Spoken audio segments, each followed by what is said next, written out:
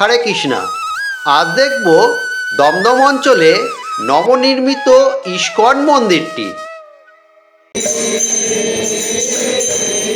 মন্দিরের খোলা বন্ধের সময়সূচি এবং এই মন্দিরে আপনারা আসবেন কিভাবে এবং ভোগ প্রসাদী বা কীভাবে পাবেন, সমস্ত কিছু তথ্য নিয়ে শুরু করছি আজকের ভিডিও। এই হলো মন্দির, এই যে লেখা আছে ইস্কন। রাস্তাটা পার করে এইদিকে যাচ্ছি। এই যে উদ্বোধন হয়েছিল, দেখুন লেখা আছে। আর সামনে এটা হলো মন্দিরটা। এখানে কি আছে দেখি, এটা জুতো রাখার জায়গা। মন্দিরের গেট দিয়ে প্রবেশ করে দেখতে পাবেন সামনে রয়েছে সুন্দর সুন্দর ফুলের গাছ, দেখুন। আর এখানে একটা সামনে বোর্ড আছে, আনন্দ সেবা বোর্ড, তার চারটি দেওয়া আছে এখানটায়।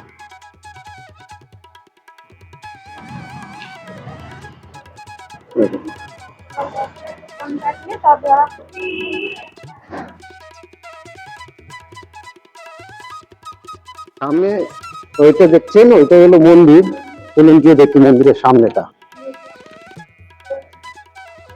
এবং উপরে লেখা আছে ইস্কন।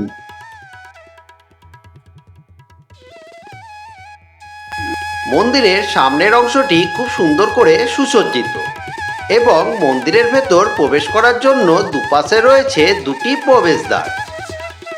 প্রবেশদ্বারটির ঠিক ওপরে রয়েছে প্রভু জগন্নাথ, শ্রীকৃষ্ণ এবং গুরু মহারাজদের ছবিগুলি। এখন মন্দিরের এক পাশের দ্বার দিয়ে মন্দিরের ভেতর প্রবেশ করে ঈশ্বর দর্শন করব। মন্দিরের গর্ভগৃহে বিরাজ করছেন অপূর্ব সুন্দর গৌরনিতাইয়ের বিগ্রহ। এখন পুজোর কিছু মুহূর্ত তুলে ধরছি আপনাদের সামনে। মন্দিরের মধ্যভাগে এখন শুরু হয়েছে তুলসী পুজো।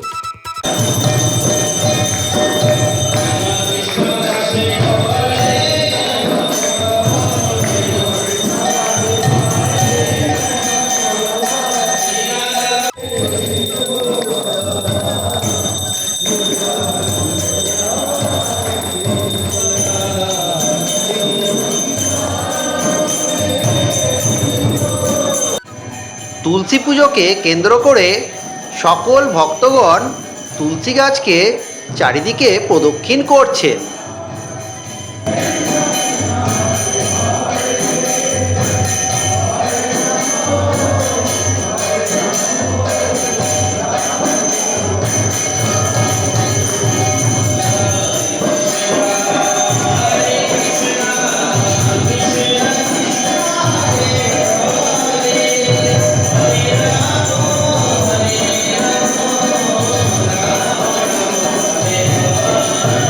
পূজা শেষে সকল ভক্তগণ এখন আরতির শিক্ষা নিচ্ছেন।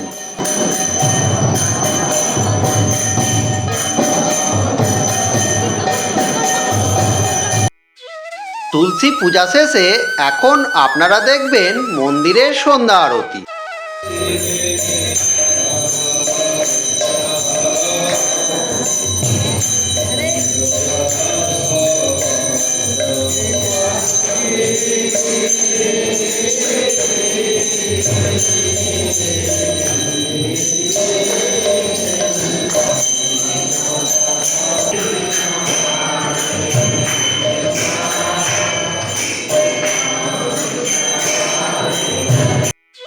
মন্দিরের ভেতরেই দেখতে পাবেন ভক্তি বেদান্ত শ্রীল প্রভুপাদের অপূর্ব সুন্দর এই মূর্তিটি।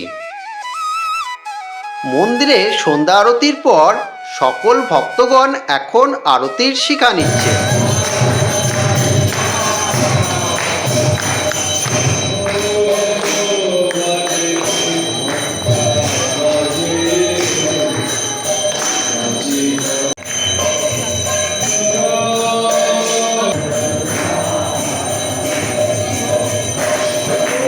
শঙ্করধ্বনির মাধ্যমে ঠাকুরের জয়গান শেষে সকল ভক্তরা এখন ঠাকুরের আশীর্বাদ গ্রহণ করছেন।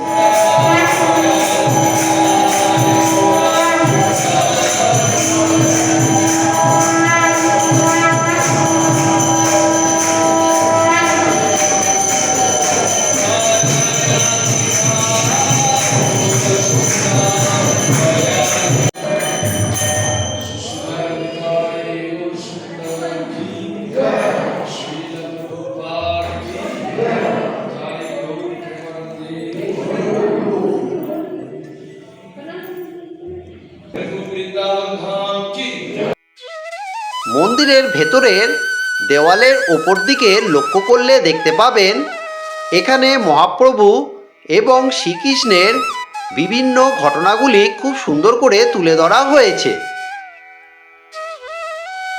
দেখুন কত সুন্দর লাগছে মন্দিরের ভেতর চারপাশটি দেখতে। এই বোর্ডটিতে লেখা আছে মন্দির খোলা বন্ধ সহ মন্দিরের নিত্য পুজোর সময়সূচিগুলি। আপনারা চাইলে ভিডিওটা থামিয়ে দেখে নিতে পারেন। সামনেটা হচ্ছে মূল মন্দিরের গেট, তার ঠিক পাশে যদি আসেন এখানে দেখতে পাবেন ডিভোশনাল আইটেম। এখানে ঠাকুরের বিভিন্ন জিনিসগুলি আপনারা পেয়ে যাবেন। চলুন আপনাদেরকে দেখাচ্ছি।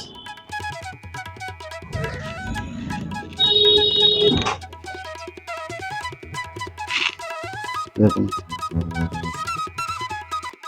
ঠাকুরের অনেক বই আছে।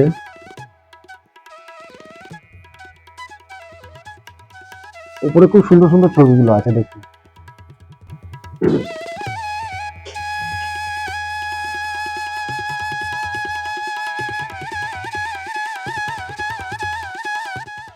এছাড়াও আরো অনেক জিনিস আছে, ধূপকাঠি আছে দেখুন।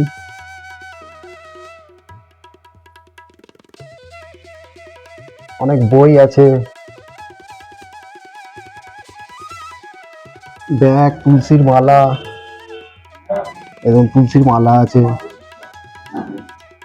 সমস্ত কিছু আইটেম গুলো পেয়ে যাবেন এই দোকানে। মন্দির দর্শন করে এখানটা অবশ্যই একবার ঘুরে যাবেন। দেখুন কত সুন্দর সুন্দর জিনিস।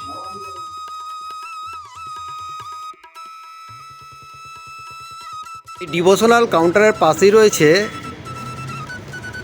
এই ভোগঘরটি, মানে এখান থেকে আসলে আপনারা কুপনটি কাটতে পারবেন।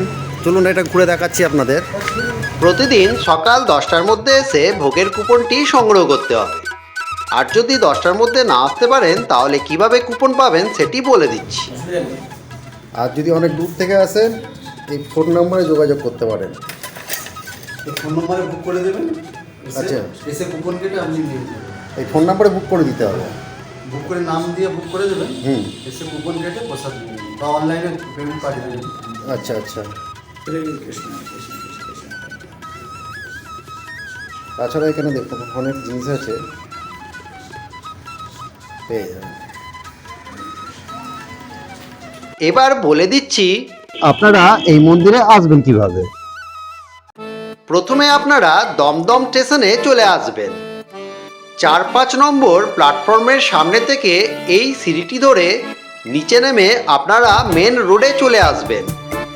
সামনের দিকে হেঁটে 1 মিনিট এগিয়ে যাওয়ার পরেই আপনারা মন্দিরে যাওয়ার জন্য বাস অথবা অটো পেয়ে যাবেন।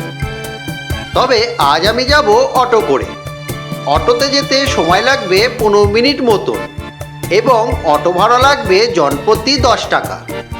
অটোতে উঠে বলবেন আপনি মতিঝিলে নামবেন। দমদম স্টেশন থেকে আমি ওই দিক দিয়ে অটো করে এলাম। আমাদের যেতে হবে ওই সামনের ওই গলিটায়। আপনাদের ওই সামনে রাস্তাটা দেখিয়ে দিচ্ছি।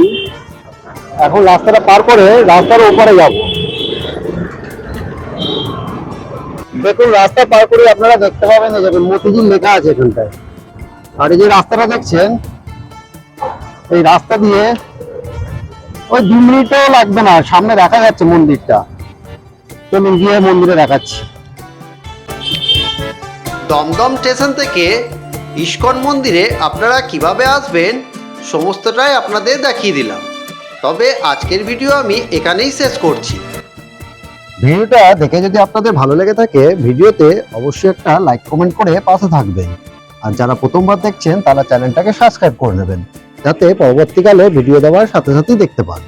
আজকের ভিডিও এখানেই থাকলো। আপনাদের সাথে আমার আবার দেখা হবে অন্য কোনো জায়গায় অন্য কোনো ভিডিওতে। ততক্ষণের জন্য সকলকে টাটা।